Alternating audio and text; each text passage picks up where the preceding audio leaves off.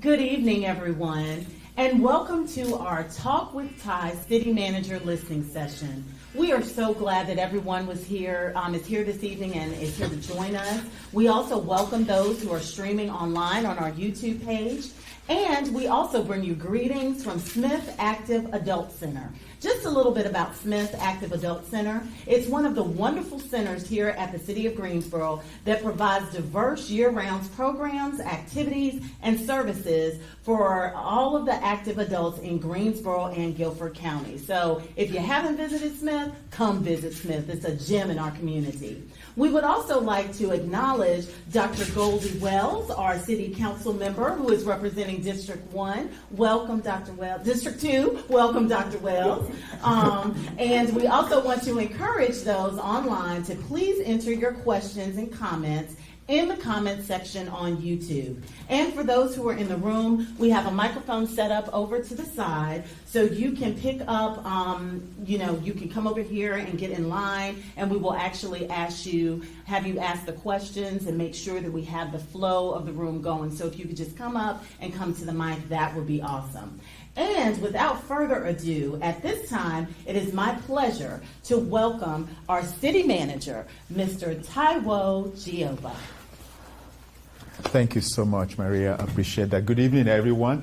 It's definitely good to be here. I told the other day, the group, that you could be having dinner right now, or you could do something different, but you chose to be here. So that's how important it is. And I really want to thank you so much for spending a valuable time of your day with us tonight. And Dr. Wells, thank you for your leadership in this district. I appreciate that. I'm here with a couple of my colleagues from the city as well. Today, Gary is our community relations lead, and April is their special assistant to the city manager, and Josh is the guy behind the camera. And of course, you've heard from Maria. We've got a couple of our officers also in the back there. 3 weeks ago, we started the journey right here of these community listening sessions. We had it during the daytime and got a lot of really good comments and ideas and questions. It started out as me just sitting back and listening, but we also thought that would not necessarily be helpful if I'm not able to respond to some questions, such as what do I envision for our vision together? What are some challenges that I feel we're doing something about right now or not that I can clarify? And I think that's been going fairly well, my ability to respond. And I will do that again this evening. If there are questions that I can respond to, I will. If there are ideas that you bring up, we've got April is here and will be documenting, but we also have a consultant who works for the city who is conducting a community survey for those who are not able to be here tonight or who are not able to even participate. And that survey will launch itself like next week or so, and so you may be getting calls or emails from someone locally that's really gathering information. The idea at the end of the day is to build on the foundation that we've had as a city for so long, the things that have worked well for us, but also to begin to pivot towards the future. How do we continue to make sure that Greensboro is that livable, equitable, sustainable, thriving, vibrant city that we really can be proud to call ours, but that people who want to come anywhere can choose to be in this city? How can we make sure that we take care of our seniors, we take care of our young adults? We've got 70,000 students in this city. How can we make sure that when the time comes for them to choose where to go, they choose to be here because there are jobs, but not only that, there are opportunities for them to also start their own businesses here? How can we make sure that while developments are happening, it doesn't result in involuntary displacement of black and brown people, low-income earners, our seniors. And sometimes one decision that we often think doesn't have impact can have huge ramifications because they are not really well thought through. And that's the idea of me being here, being able to listen to you directly as your new city manager. Are there things that we do at the city as an organization that we can continue to do better? Are there things that we should improve upon to provide services to you efficiently and effectively? I'm one of 3,500 employees at the city, and we're all in different places, whether it's in the police department or fire, or whether it's field operations, or in planning, or transportation, or public transit, spread all over the place. And sometimes we tend to think that quality of life should be defined by something, number of jobs, or affordable housing. While those are important, quality of life could also be just the pothole being fixed, or trees not being cut down or clear cut. Quality of life could also be lack of overflowing trash for a lot of people. And so how can we together work towards achieving that for every resident and every business in Greensboro? So that's really the reason for this. It's an introduction of myself, but it's also to be able to hear directly from you, so that as we march forward in terms of creating that type of city that we want, we do it together. This is not a one and done thing, so I would like to come back to the community again several months from now to at least be able to share with you what we've been hearing, what we're doing with what we're hearing from you, and where we're making progress. Some of those things can happen sooner than later. There are some that may not happen for a while because it has to go through some budget process, it has to go through some other thoughts. I can give an example. Somebody suggests we do something on a roadway. If that roadway doesn't belong to the city and it belongs to the North Carolina Department of Transportation, that may take a while to walk through the process as to how do we make sure that that becomes a priority project. And so there are different things, but I'm a believer that implementation is very important to building trust. So if you tell us something and then we put it on the shelf for the next 3 years, then I lose credibility, and we lose credibility. But if you tell us something and you can see that even if it's not yet fully done, but we're making progress towards it, then it means that we heard you and we're doing something about it. So I'm here to build credibility, to earn your trust, because I know it's not done in a day. It's going to take a while. But I want you to also be able to visibly see some of the things we're doing. Example, the average time it takes for a bus to arrive and pick up people in Greensboro is 30 minutes. That's not satisfactory. That's not acceptable from where I stand, because there are people, this is what they depend upon. I know a young lady who told me a story one time, a young single lady, told me a story one time of she heard that there was affordable housing units available somewhere, and if people go there to apply on time, they may be able to have opportunity to have, a unit. So she got on a bus to go over there. It took her about an hour and a half because she had to transfer a couple of times, but she finally got there and picked up the form because it wasn't available online, or if it was, she did not have a laptop. So she picked up the form, completed it, submitted it, paid whatever was needed to be paid, went back home. A couple days later, they called her to come and really go through everything else in the process so she could really get a unit. Again, it was first come, first served. This time, she missed one of the buses. She missed the transfer. By the time she got there, it was almost 3 hours later. Guess what? She missed the opportunity. And so that could be the difference between whether people find affordable and sustainable housing unit. Transportation can be so key. For some of us who have our vehicles, public transit could just be something we may choose not to use. But for some people, that it's a lifeline to them, like this young lady, they have no choice but to depend on it. And how can we as a growing city make that better? Because as we do so, then people choose to stay here, to come here, to visit here, and to do business. So I'm going to stop. We have a microphone over here. If you have questions or ideas for us, please feel free to step up to the mic. We also have some people who are watching us online, and if there are questions or comments, we will read them out so that we can address them together. Thank you.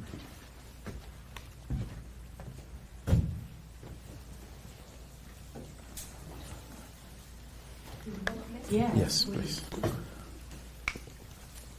Good evening. First of all, I'd like to thank you and all of the staff for coming out, because this is the dinner hour, and we appreciate you for that. I have 2 points that I like to lift. One is I'm a Reedy Fork resident, and it is a growing, quickly expanding community, to some of us a little too big. But we have no services out there. There's no supermarket. For me to get anything, I got to get on 29 and travel. For me to get, someone just told me about a great new ice cream place in downtown, so I have to get on the highway and go get ice cream 15 minutes away. Not that that's really important to anybody, but we should have a mall. We should have decent shopping and restaurants and things that, people can do. It's a huge community, thousands of people there. I believe it's your district, right? Thousands of people, new homeowners who just built their homes, and there yet nothing new coming. We have tremendous industry coming to the area, which is great for the city. But there's nothing specifically or designed to invite people into the community, especially Reedsville. It's always best to make money from other communities, but to bring them into the community to shop. So that was one issue. The second issue was the stop work on the urban loop. We've just gotten to the point where, for the reason that it was built, which was to give the east side access, it stopped where it's time to give east side the access. So everybody else got access except the people for whom it was built.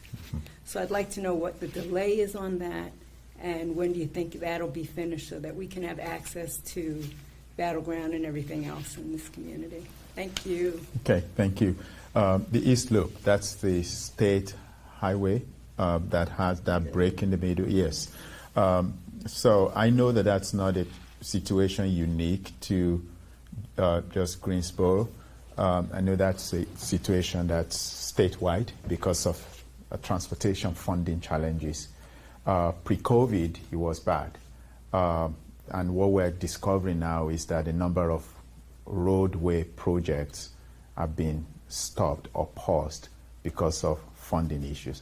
But that's just not an excuse. I think it's still a priority, and I'm sure that at some point it's going to be completed. What I can't share with you tonight, I don't know the answer, but I will find out and we'll make sure we provide that information on the website, is the timeline. The timeline, I know it's somewhere because I know that all of these projects that were delayed because of funding, they still have a timeline for their completion. So I like to get that, and maybe I'll get it before the meeting is over, and I'll make sure that I share that. I'll go a step further by saying that what our communities need are not malls, but I like what you said about decent shopping, restaurants, because every study that we've seen over the last several years now are telling us that by 2030, about 25% of malls in America will close down because people no longer go to malls to shop in this day of online orders. And we've seen malls that are being converted to daycares and to housing and other uses. But malls are also sometimes very impersonable and inaccessible because they can only be in one place, and then they serve a radius of about 20 miles or even more. And so people are forced to drive there. But neighborhood shops and restaurants and mixed uses are what we should talk about because they are walkable, they are bikeable, and they should be what our focus will be. So I can tell you that part of my priorities as city manager is to see how we can incentivize and encourage small business owners who want to provide restaurants and retail and storefronts close to where people live, so that rather than people ordering these things online, they can actually walk to them because they're in close proximity to where they live. So I'm going to take a good look at your location. I've heard about it, how it's expanding, how it's increasing. I'm in the market now looking for housing. I can tell you I've been there as well. And so, but every one of us measures things by how close is it to school if you are younger and you have kids, how close is it to shops. If you don't like to drive, how close is it enough that I don't have to drive to get there or use public transportation? But all these stores also have some criteria for choosing where they decide to locate. I'm hopeful that we can incentivize them and that we can also find a way to participate with them. But again, like I said, I want to make a focus to support small businesses that want to locate in these places so that they can provide decent shopping, decent restaurants, and other things. Dry cleaning. You shouldn't have to drive 10 minutes to get ice cream. And you should not have to be satisfied with ice cream at a gas station, too. You should have real ice cream. So it's important to you, and so that means it's important to a lot of people, too. So I definitely will keep that in mind. Thank you. Okay, I understand that the final loop will be done spring of 2023. So it's sooner than later. Thank you.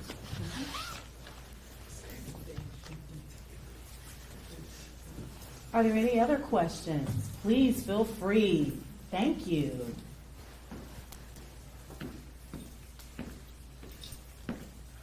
So I want to thank you for your remarks on public transit, how long it takes to cross town. I think the other thing that's important is about half the city doesn't actually have any public transport other than Dial-A-Ride.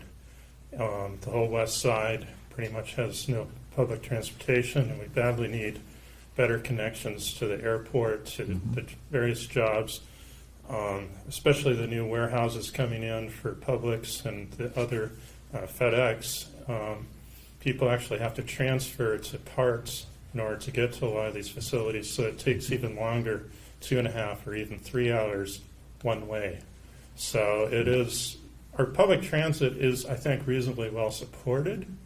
It's certainly supported by all 9 city councilors, but it's just, there's a real funding gap on that.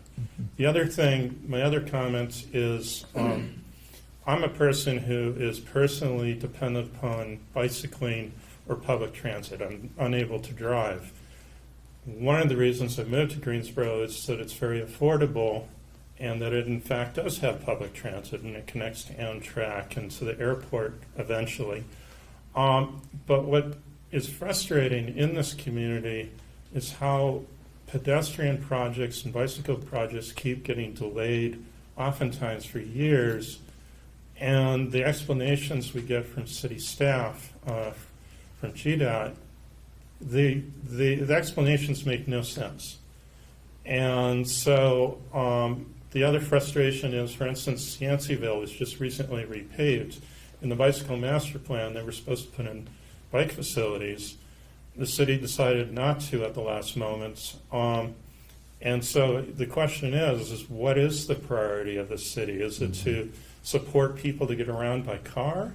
Or is it to support the most vulnerable people in the community who are taking public transit, who have to cross the street at least at some point in order to catch the bus, either going to where they're going or coming back?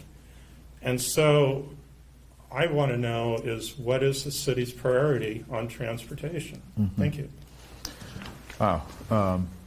We need more advocates like you who can talk a lot more about multimodal use, and so our focus is not just on vehicles. We will never be able to eliminate vehicles. People will still need to drive and all of that stuff. But what we can do is to reduce dependence on them and provide choice to people. And I believe that our comprehensive plan GSO 2040 talks about that. It talks about Greensboro becoming America's best mid-sized city by 2040, but that it will also be a car-optional city. In order to be a car-optional city, you don't have to necessarily take vehicles off the street, but you have to provide alternative means for people that they don't have to depend on a vehicle, like someone like you. My favorite story, frankly speaking, is a personal one. Is I had a daughter who, when she was 12, all she ever wanted was to work for Chick-fil-A. And I said, what a dream. Well, she turned 14 and she finally was able to apply to Chick-fil-A, and she got the job of her dream at Chick-fil-A, right? And Chick-fil-A, from our house, you could actually throw a stone and eat Chick-fil-A if you threw a stone very well enough. But there was no easy way to get there. There was no sidewalk. There was no bike way. There was just no easy way to get there. There were only roads, which meant if dad and mom were not at home because she was too young to take Uber or Lyft, if dad and mom were not at home, she couldn't go to work. Anyhow, a few days later, she had to quit because there was no way to get to the job of her dream. Well, that sounds very elementary and really basic, but that's exactly the problem that we have. So replace Chick-fil-A with a really good job that is so close to where you live, but there is no way to ride your bicycle there, and there's no safe route for you as a pedestrian to get there. After a while, you spend so much money on Uber, Lyft, or taxi cab than you make from that job. And what happens is I found people just quit, and then, or they get fired simply because they can't even get there. So I believe that the city's priority is to invest more in non-vehicular modes. And that's also reflected, I believe, Dr. Wells, in the list of priorities you adopted in 2021. It says you want to increase the number of people who use public transit in Greensboro by 2025. I don't recall exactly the year, but that's because council realizes that by doing that, it also helps a lot more people have access to other things. But you also happen to have a city manager right now who happens to believe in those things. I believe in walkability. I believe in using, your bicycle to get to where you need to go. For some people, it's scooters. For some people, it's wheelchairs, that they have to rely on. And if the sidewalk is not wide enough, or it's not even there, that's a problem. And so these are the things that I believe we'll be working with our GDOT and our GTA to make sure that we put our money where our mouth is as we budget for the future. These are the things that we're going to continue to. But if you want to be a car optional city by 2040, today is when that journey starts. And it's got to influence our priorities in funding what we do, whether it's bikeways or other means of mobility. So you do have an advocate at the city that will champion that with you. But I would like to hear more from you on this subject beyond tonight. Thank you.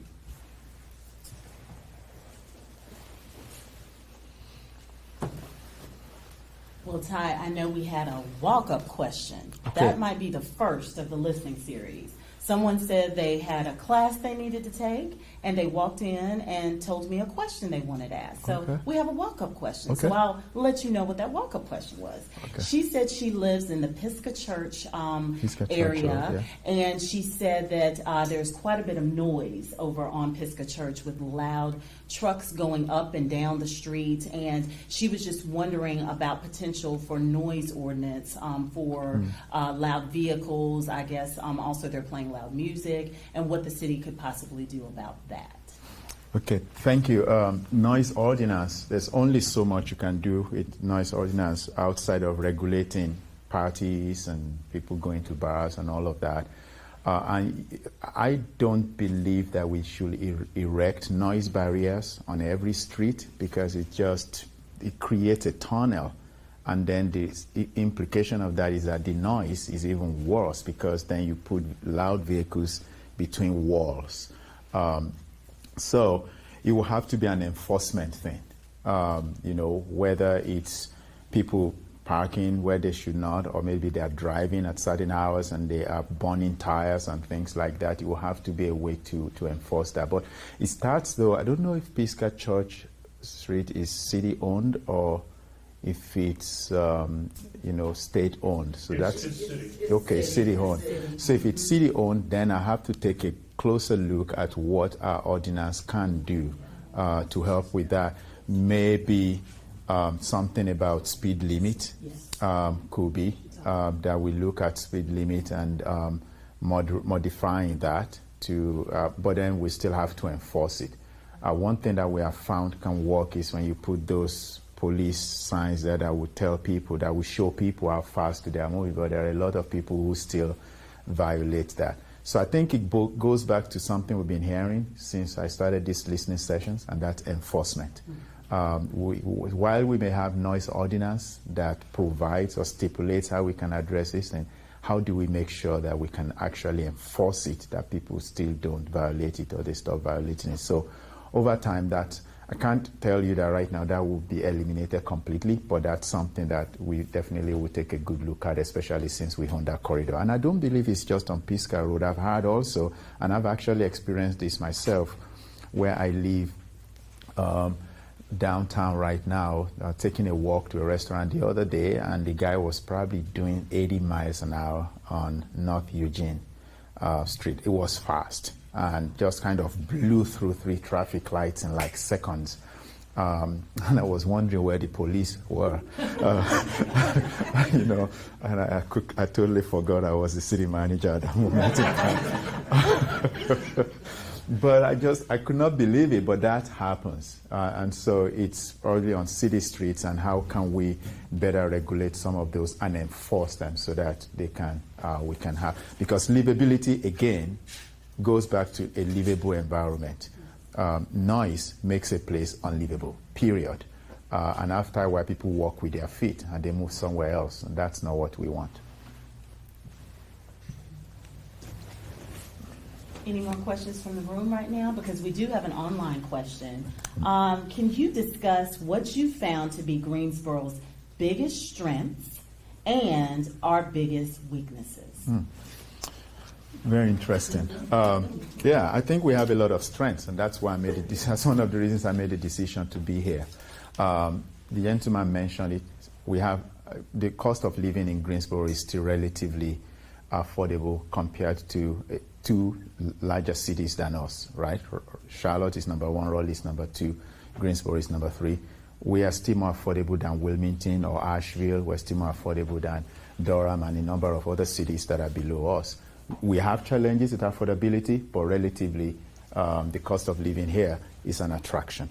We have a rich civil rights legacy, and that's something we should never overlook. I think our city has probably the only civil rights museum outside of Washington, D.C. That I'm aware of. And so that's something that we can definitely build on. We are number 71 when it comes to the list of top 100 cities in the country when it comes to parks and recreational amenities. We are probably the only city that I'm aware of also in the state that actually has a place designated as cultural district in our city. And we have one. It's not big, but it's there and it's functioning. So arts and entertainment are very important to this city. We are a tournament city. And while we don't have an NBA franchise or an NFL franchise, the fact is that college, games and athletics, they actually make a community really vibrant, and that's very important to keep in mind. We're a university city. 7 universities within a space of 130 some square miles. That's huge concentration. That density of college per square mile is very high. And that's something we should be proud of. We're also welcoming. We've got a lot of restaurants, ethnic restaurants, and just places for people to be. But here is one thing that I think is a challenge for Greensboro. And I frankly think it's going to take a while to overcome this one, if we do need to overcome it at all. Greensboro is one of the largest cities that is not visible from the freeway. When you think about it, if you're going from Charlotte to Raleigh, you see the industries, all those buildings along the freeway, but you don't really see the downtown from the freeway. And you have to want to come for you to come here. And so that, when you look at other cities that we compete with, whether it's Cincinnati, whether it's Charlotte, whether they have a freeway visibility, and you can see their downtown from the distance. And so if you are driving at night and you feel that you want to stop, you can drive over and stay in a hotel. Not everybody wants to go to Grand Over Resort, which is really the one thing that you will see if you're driving on the freeway. Yeah, think about it. When you think about American cities, you will notice that that's an anomaly, that a city of our size does not have visibility from people who could do business in our city unless they have a business here to do. So I don't know how you overcome that unless we deliberately decide to take that stretch along our freeways and begin to build tall and build high. Not necessarily where people will live, but offices and commercial and hotels that will draw people to want to be here. So it's more than just saying Greensboro sign on the freeway, but Greensboro as a city. And so that's one thing. The second thing that I think is a little bit of a challenge for us, which I believe we are addressing this, and I believe successfully we are. And that is making that distinction between where we're coming from as a textile, furniture, mill, city, to now transition into an aerospace type of industry. And I think we're embracing that future. But what that does also is that it has to spin off into other industries that if we're not careful, we will be so focused on all the businesses that are generating thousands of jobs to the detriment of businesses that could easily generate 50, 60, 100, and they have the potential to actually hire a lot of people. Because, we compete with a lot of companies for jobs, for businesses that generate thousands of jobs. But you don't compete with a lot of places for businesses that will generate 50 or 100.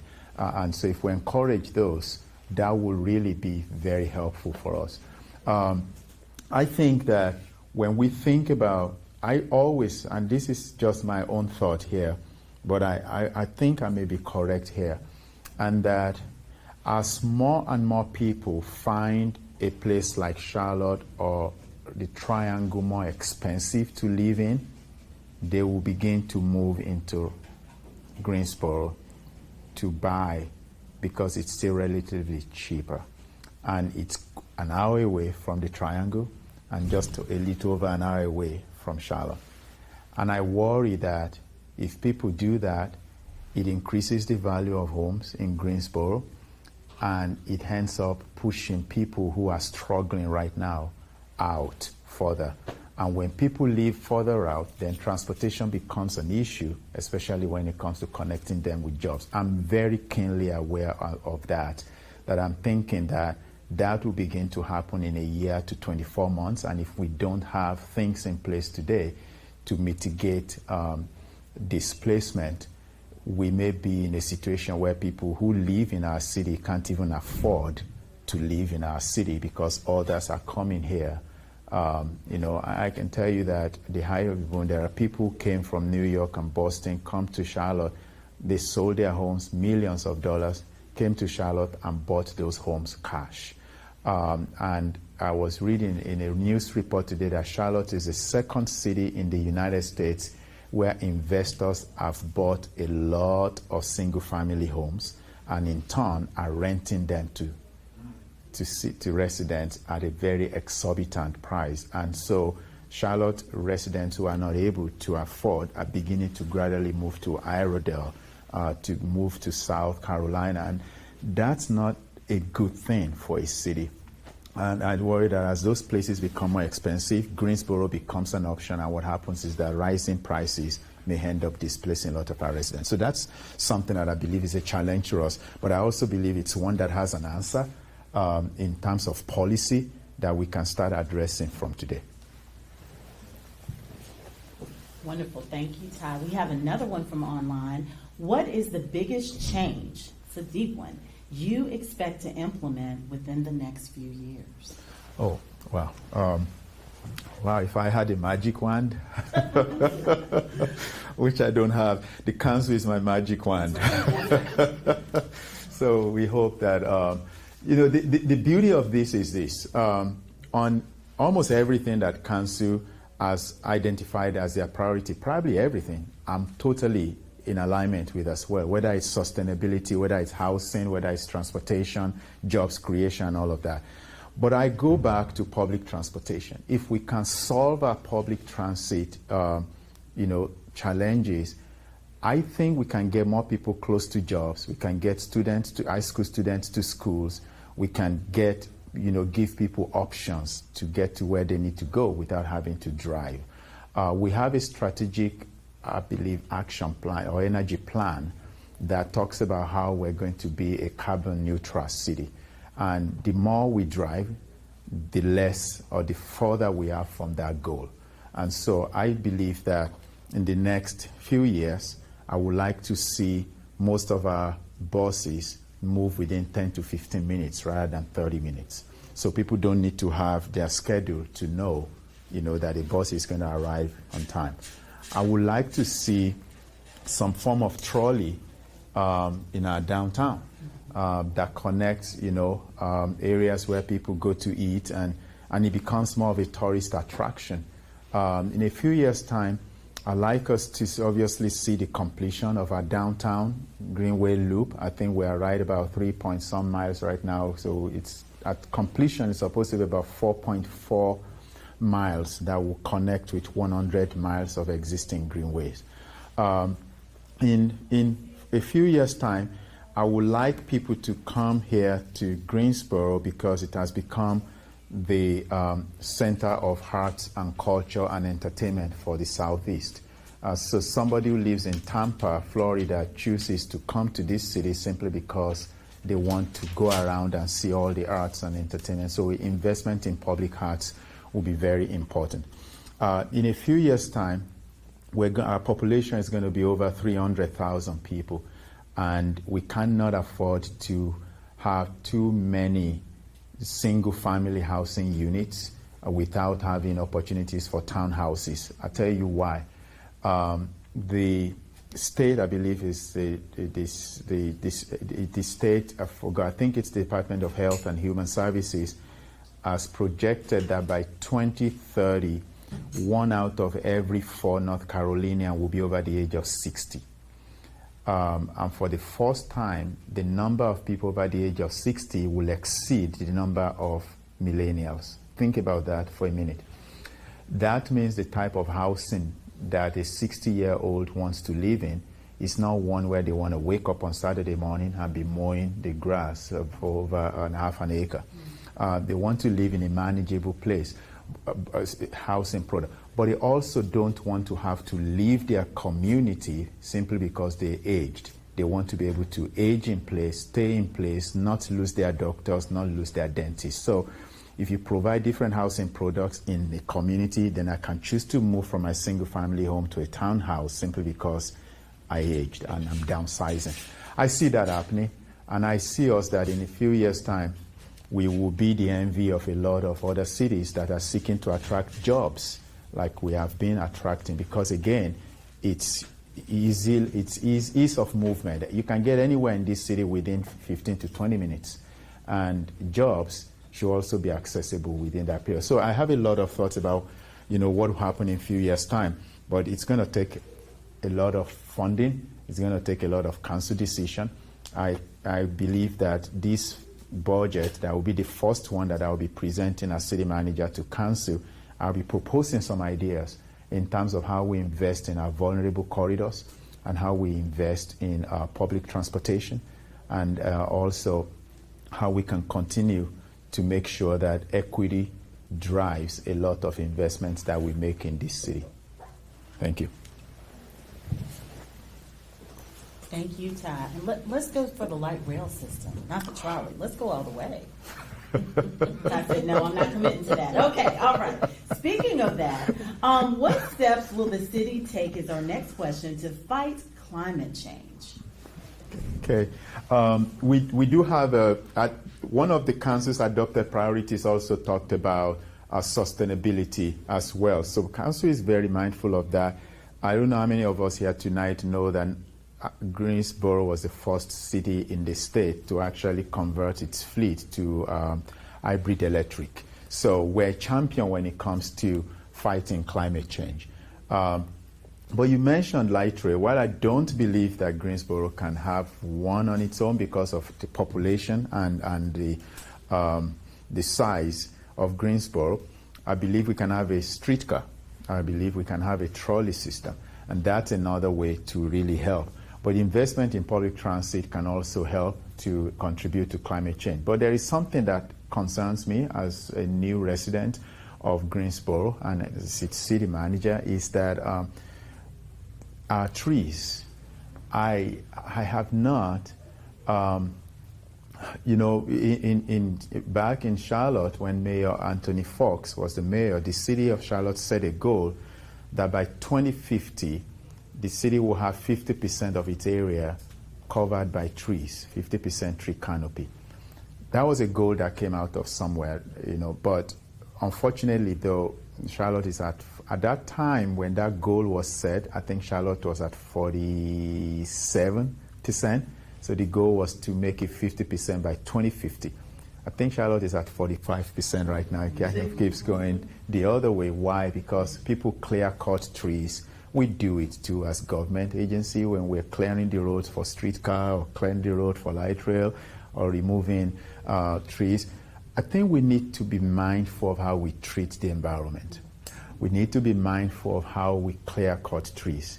Because even when you remove those trees that have been there for a long time and you plant new ones, it takes 30 years, 20 years for them to ever get mature. And so they may never be able to provide that tree. And trees are perhaps the singular thing we can do to impact climate change in an environment. Most urban heat highlands are in black and brown communities. And we need to stop expanding where those heat islands is. I had this extensive conversation with someone yesterday. I don't know if there's any organization or advocacy group in Greensboro that champions trees, but if there are and they're listening to me tonight, I'd like to meet with them. I'd like to be able to talk to them and say, okay, how can I, as a city manager, be on your board, help us navigate how we can also have a defined percentage of what type of tree canopy we want in our city, and where should these trees be planted, and how is this something we can invest in, where we give out trees every year in their hundreds and thousands and encourage students to plant them, seniors to plant them, on our roadways, on greenways. We're small enough and we're also not too big that we can actually achieve a very reasonable canopy coverage. I can talk about this subject all night because it's very dear and near to me, because I believe that trees not only provide aesthetics, they also provide mental health to people.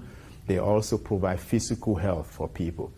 In these days when a lot of people are stressed, trees have a way of really making people less stressed, especially if you're taking a walk and there's cover. It makes a difference. We live in an environment that's hot and humid during summer months. We should have trees that provide relief for people. If we want to create a walkable city, then we need to plant more trees. Thank you so much. And we have another question, but I did want to acknowledge our walk-in friend was able to make it, and we did cover your question. Okay. But please feel free, if there's anything that you do want to say, please feel free to head over to the mic, and you can say that after this very next question we have online.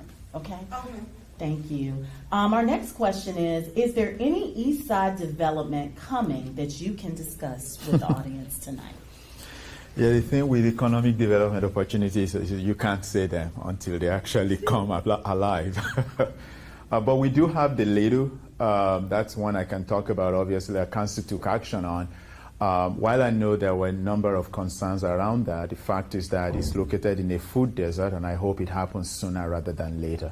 I can also speak to potential of a mixed-use development that's coming on the east side as housing, retail, and office. We'll have some affordable housing units with some market rate housing as well.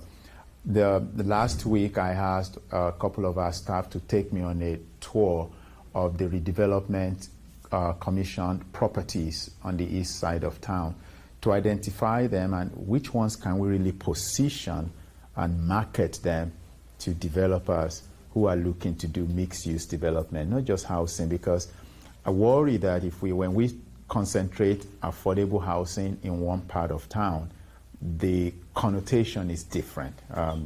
So it's got to be a mix of something. I would like to encourage that as these developments pop up, they are anchored by something like housing, like retail, or something that anchors them so that it's not just housing, but it's there and there's some benefits. It could be a child care center that could anchor housing, for example. So I can tell you that much, that's really what I know. And I want to, I do know that A&T Foundation is also talked about a significant development, mostly housing, but also mixed use. That's coming on the east side.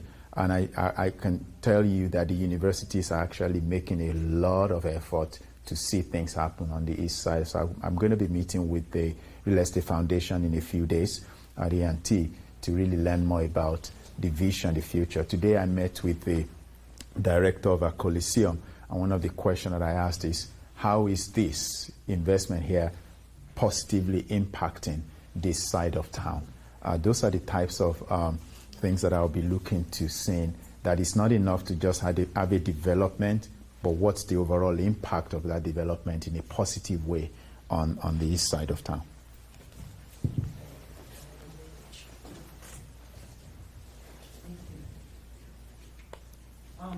My name's Sarah Gribben, and well, I liked what you said about trees, but don't forget shrubs, because in parking lots where you have a small amount of space, a shrub grows much quicker. If a car bangs into it, a branch is off. It grows back. That's a true. tree is a more fragile thing, so and they're cheaper, and shrubs grow quicker. Very true. I have noticed in the last, I'd say since the pandemic, there must be something with the anger in people, I kind of feel it, is the noise of pickup trucks. I live probably a mile from Cone Boulevard and a mile from Pisgah Church, and I can hear trucks at least every 7 minutes roaring. I mean, and they're so loud, and you're like, I understand if it's a dump truck and it's taking a load of wood or whatever that's going to make noise, but this is pure ego. And I'm not saying the police should go after it, but I think as citizens there ought to be a noise ordinance. And if you know somebody who has one of these trucks, just call the city and say, here's the license plate number. You could collect fines, and you'd have money for the schools and other civic. Because I think, you said that trees relax people. That noise is very stressful. It's really, it's like living next to a racetrack. And I don't know if anybody else has noticed that, but I find it lowers the quality of life. Thank you. Thank you. I know we spoke to that before you came, and that is looking at the speed limit, could be one, but it boils down to enforcement at the end of the day. It's like they should just paint their cars really nice. Instead of the noise. Okay. Are there any other questions? We're waiting to see if there are any others online. Okay, we did have one. I couldn't even get it out. That is wonderful. Our senior population will explode over the next 20 years, and this will impact all of city services, including affordable housing. How can the city be proactive in addressing this situation? Okay. I think Greensboro was also the first city, maybe after Raleigh, to increase its housing trust fund in the state. And we have another bond referendum coming up, probably in July, where there is a substantial amount of money that's going to go towards affordable housing. But I mentioned earlier how we went through this, the staff took me on a tour of some of our redevelopment commission site. What I'm hoping we can do at some point, not everybody agrees with this particular idea, but I tend to think that it can work because it's worked elsewhere, is a land banking program, especially publicly owned land, whether it's the city that owns it or the Guilford County Schools or it's the county that owns it. Have a sit down and say, if you own land, you can pretty much dictate what happens on that land. And so if we own this, or maybe they donate it to us, we can use those to incentivize developers of affordable housing. Again, like I said earlier, we're going to age. It's not even in 20 years. 2030 is what's been projected. So we're going to age faster. And how can we make sure that different housing products are in place when we get there? One other thing is that we often focus a lot on new housing units, and we focus less on existing housing stock. We call them NOAHs, right? Naturally occurring affordable housing, which is older homes that were built maybe in the 1950s or 1960s or 1970s. All they need is some fixing and some rehabilitation. The cost of doing that is not as high as the cost of building a completely new one. And the amount of money paid to rent those or to buy them are not as expensive. I like to see how we allocate our housing trust fund so that we're not just devoting everything towards building new units, but also preserving existing units, existing housing stock today, fixing the plumbing, fixing the roof, cleaning them, replacing doors, and just things that make it convenient for people. I haven't seen a lot of focus on that And I think that we ought to think about that. One of the things that the current administration said last year was cities that are looking at their zoning laws and are changing their zoning laws to allow different housing products will be looked at in order of priority for securing federal grants and federal dollars. I think our comprehensive plan does that by talking about middle density or gentle density, which is really about duplexes and triplexes, and how can we leverage the policies in that plan to attract some housing. So on March 23rd and 24th, Council will be having their annual strategy session, and we're going to discuss housing as part of that, as to where are we today and what are the things that we're thinking of doing towards the future. And I think our last question online. Oh, yes. Mr. Sims, did you? Oh, okay. No? Okay. All right. Okay. Oh, yeah, he Okay. I think our last question that came in addresses homelessness and panhandling and what the city plans to do as far as that, especially on this side of town in District 2. What is the city doing about that? Okay. Yeah, homelessness is a big issue, and so is panhandling. Just like you said, I think it's increased a lot during the pandemic than before, for one reason or the other. So we're going to bring to Council some review and discussion of Ordinance, and included in that will be how we address panhandling as part of that. We also have to be careful because the state has made some changes in laws. We cannot criminalize people who panhandle, but there may be some civil ways by which we can deal with it. However, though, with regards to homelessness, it's got to be a collaborative strategy between the city, the county, nonprofits, and private entities. Before I left Charlotte, I was one of the group of people who came up with this robust homelessness strategy, released a report in January, which was my last month. And we looked at 4 different buckets for how to address homelessness. We look at regulations. Homelessness doesn't happen the day someone starts living on the street. It happens the day someone, they are at the risk of losing their job because they are like 1 or 2 paychecks from being evicted. And so you have to look upstream. What are the things that we're doing that's making it difficult for people to stay in their homes? And if there are things that we're doing that's making it difficult for people to stay in their homes, we need to rethink that. And then secondly is also on zoning regulations that make it difficult for builders of affordable housing units to build. And then thirdly is that we have like 101 different organizations that everyone is trying to solve homelessness, but nobody is doing it. The way I understand it is that if everybody has a vision, there's likely no vision, you know. So what we suggested was that there should be a one-stop place for people to call when it comes to that. People don't differentiate between a city agency. When people are suffering and desperate, they don't differentiate between a city or county agency. They just want a place where they can go for help. And so I have proposed that we work together, myself, the county manager, even bring my counterpart from High Point into the conversation, because it's not just a Greensboro issue. It's a county-wide issue, and we got to deal with it together, as well as leaders of our center city. So you're going to be hearing some things from us in the next few months with regards to how we plan to deal with homelessness together. I had an idea for the panhandling, because when I go visit my mother in Pittsburgh, I get off 29 and turn onto whatever that 429.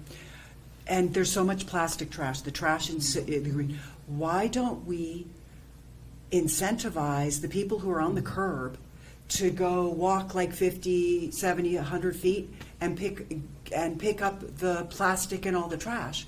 And I actually think more people would donate if there was a sign that says, "I'm picking up the trash. Please give me money."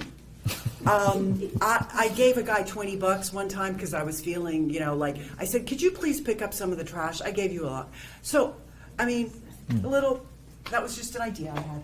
Thank you. That's a good idea. Actually, Atlanta tried that. Any more questions? Yes, right ahead.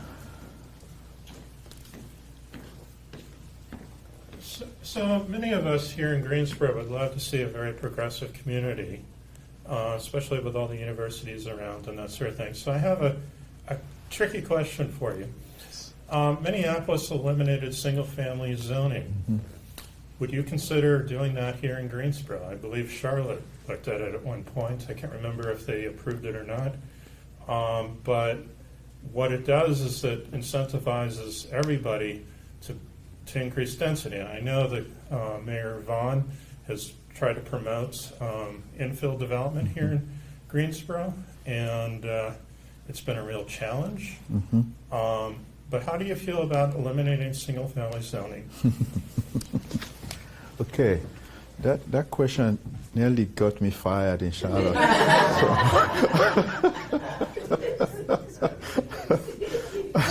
So I'll work that carefully.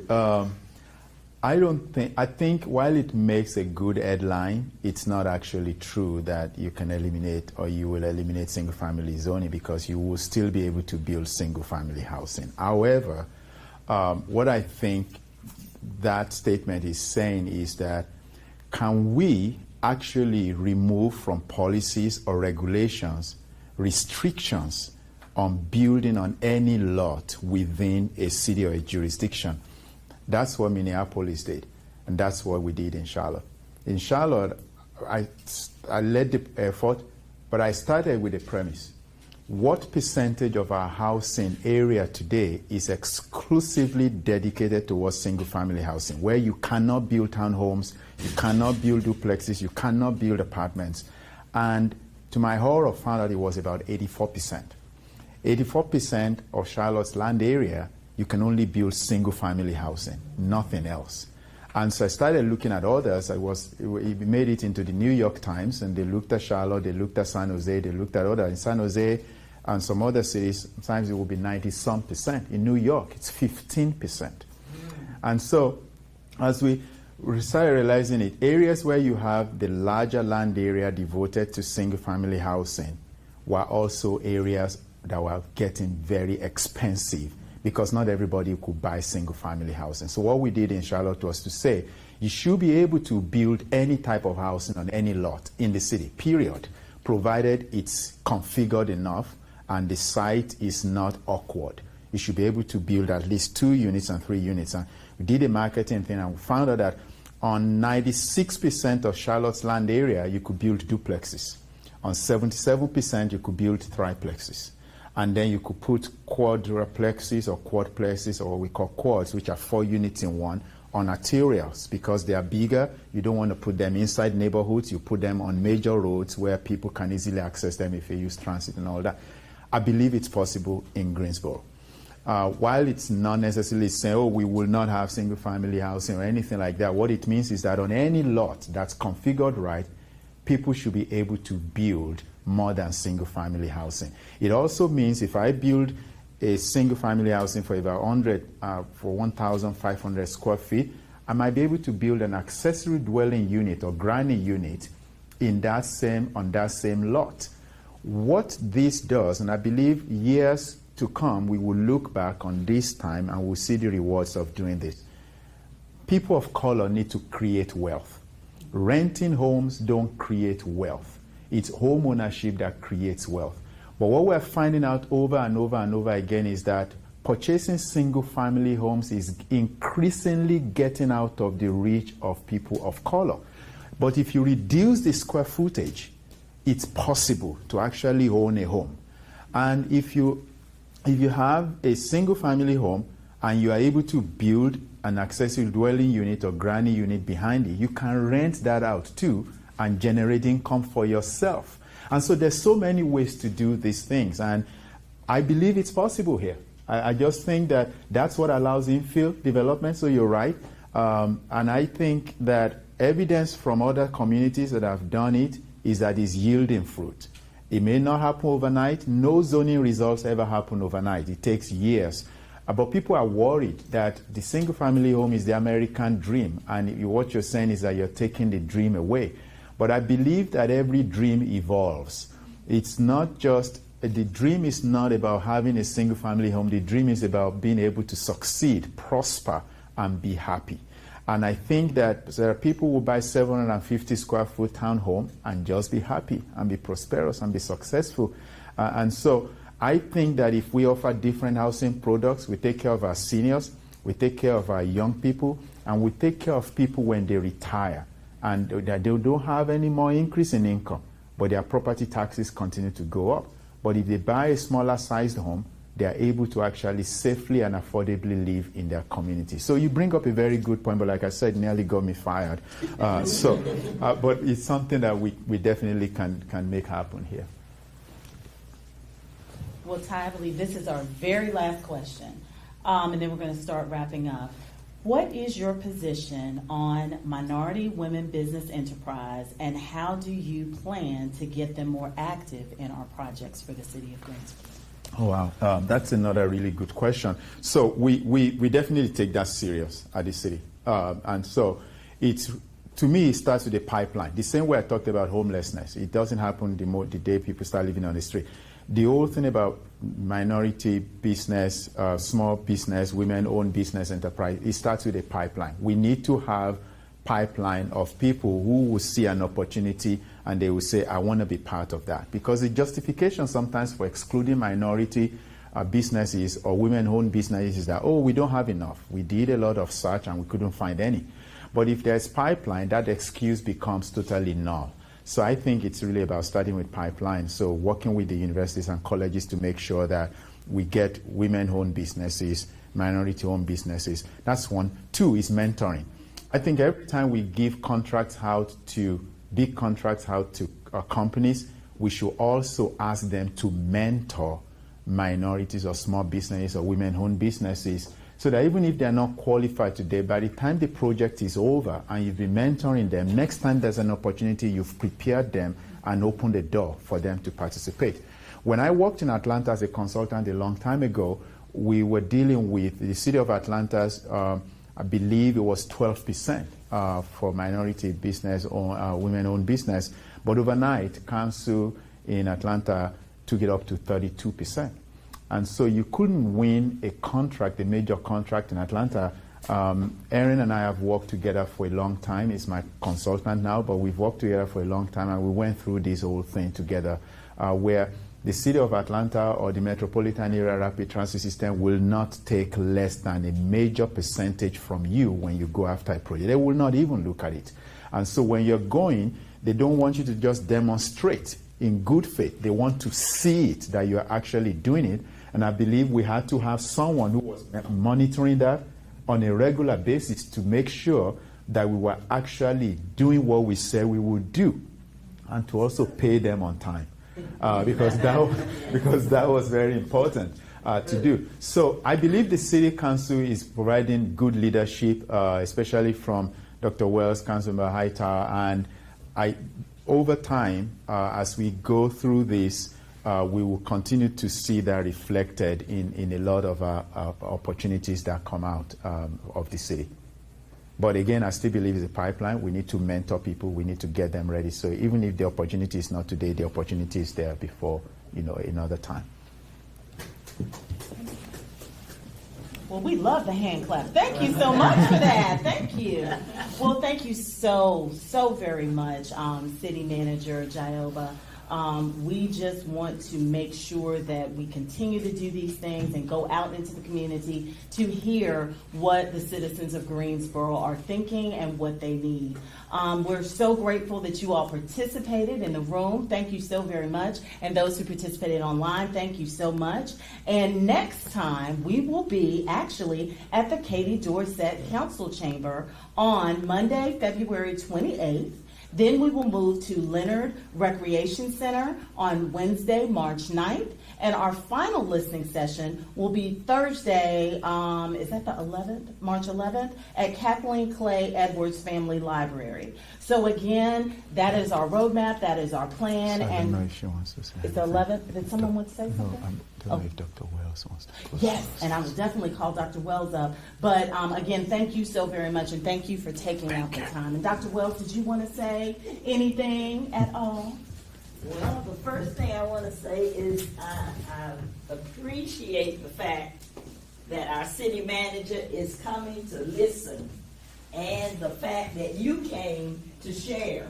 You can see that he has a lot of things that he is planning to do, and we want to work with him to see that we get it done. So thank you all for coming. I've been to, this is I think the third one, and this was the most lively one I've been to with the questions coming online and for you to share. So thanks for being here, and we're looking forward to District 2, which is number 1. We're going to keep working at making it the best district in Greensboro. Thank you. Wonderful, and that wraps up everything tonight. So again, thank you everyone. Enjoy the rest of your evening, and let's keep moving Greensboro forward. Thank you. Great. Thank you. That was beautiful. Thank you. Very energetic. So I'm gonna. Okay. So